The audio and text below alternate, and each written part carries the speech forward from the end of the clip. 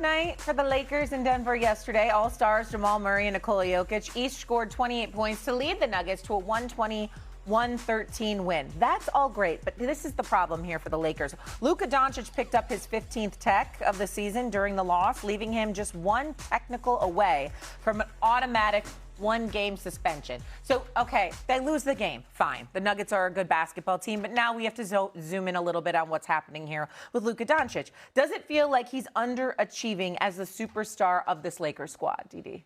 Yeah, he's not doing what he was promised to do. Let's look at the beginning of this season, right? Everybody was talking about Luka, and he's going to be in shape. Luka comes in, I'm slim, I'm on the cover of Men's Health, I'm svelte, I'm doing all this stuff that I need to do. Svelte the word. And the problem is, that don't help you on defense. There are skinny people all across the league who cannot play defense. There are skinny people all across the league who get beat on back screens, who get blown by, which, by the way, Luka Doncic is, on a per-game basis, getting blown by more than anybody else in the league, which means your defense falls apart. He's not even defending the best players on the opposite side of the court when this is happening.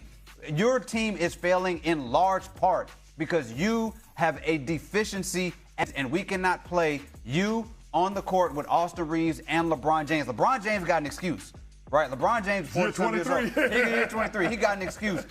One of you guys has to play defense, and that's Luka Doncic, the guy who came into this season promising that he was going to do it. You have failed to do so this season. Yeah, but we knew that the Lakers were going to struggle on the defensive end this year. This is not new news, right? That doesn't absolve him. I'm a huge Lakers fan, and I knew that this team was going to struggle on defense because they're not built appropriately with a star like Luka Doncic. We saw when the Dallas Mavericks were at their best, when they made a run to the NBA Finals, they were built a certain way. They had guys that could be rim protectors. They had guys that were good perimeter defenders because they had to account for Luka Doncic being a deficiency on that end of the court. And guess what? They did that, and Luka carried them to a finals. The Lakers aren't built like that in large part because they can't with the allocation of resources with LeBron James still on that team, which is why it's madness to me to even consider LeBron James coming back for a farewell tour next year because that's going to burn a year of Luka Doncic in his prime. But that's neither here nor there. The part as a Lakers fan that frustrates me the most is that you would want Luka Doncic. I'm a Lakers fan. I've been a Lakers fan since Magic Johnson and Showtime. I'm a huge Lakers fan. And that's hard to do growing up in New York City.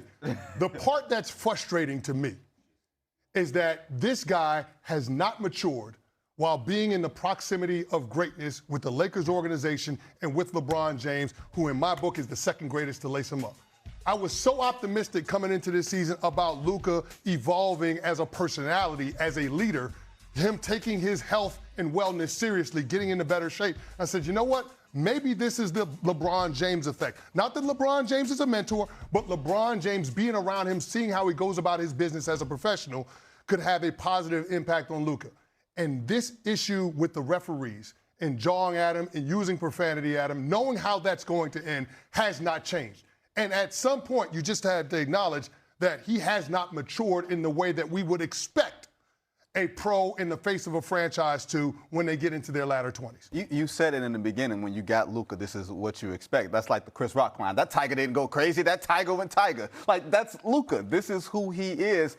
And it's easy to have a revenge body in the offseason when you don't have to play every other day and you don't have to keep your diet in order. You're more regimented.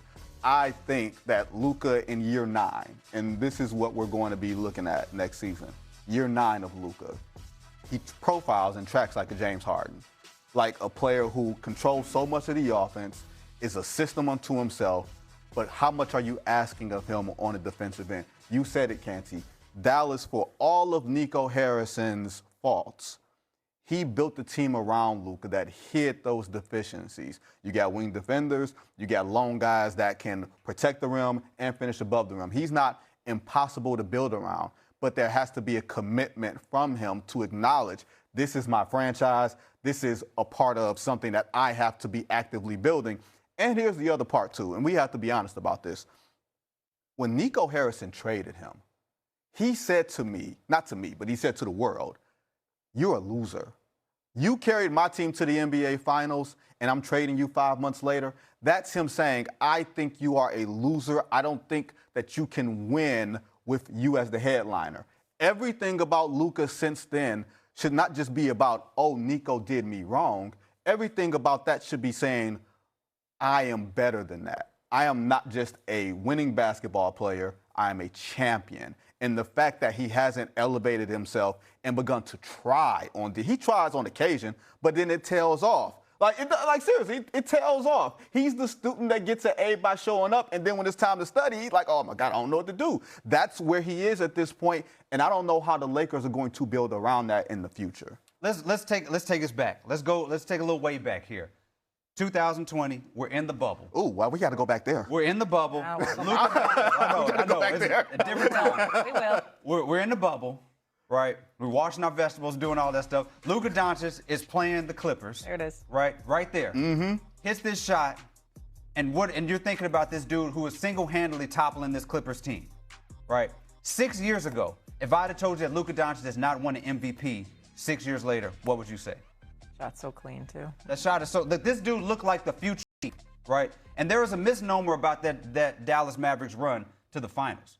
During the second half of that season, when they were making that run, Luka was playing really good defense. Mm-hmm. That was a great defensive team, in part because of what Luka was doing. So for half a season, he showed some of that promise.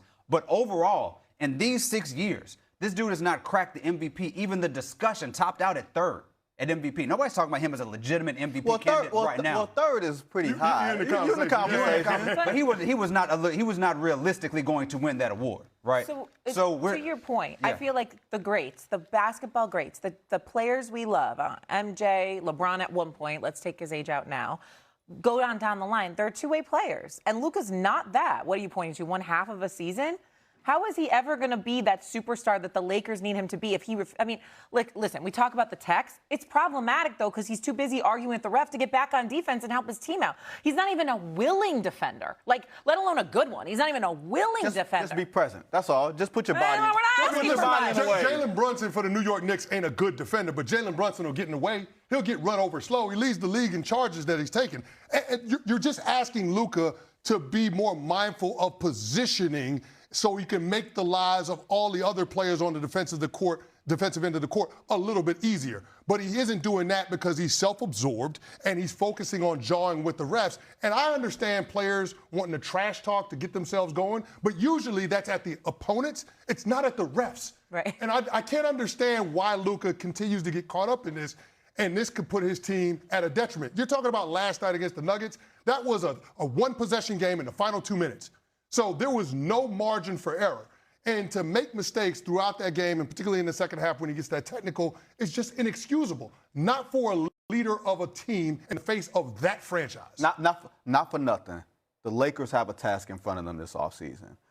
Assuming they say goodbye to LeBron James, they'll have more money. They have to take care of Austin Reeves, and you have to go about building a team around Luka's talents. Let's not take the responsibility off them, because when you acquire a Luka Doncic, I don't care if it's a gift. You've got to understand what you're bringing into your building and what type of future you have to have around him. So it's just as much incumbent on the Lakers to build around Luka, knowing what they have, as it is on Luka to make himself a champion. Hold on. I'll push back on that one, because before, when the Dallas Mavericks moved on from Luka and Nico Harrison traded him, everybody thought Nico Harrison was crazy. If this doesn't work in L.A., nobody's going to blame the Lakers front office for it not getting to the championship round. Yes, they will. Not before they blame Luka Doncic. That's the issue that I'm talking about. In Dallas, they didn't win a championship with Luka. Shame on the Dallas Mavericks. With the Lakers, you don't win a championship with that organization that has proven they know how to win championships with almost every kind of star you want to imagine in NBA history. If they don't get it done with an owner that has more resources than God, then ultimately that's going to fall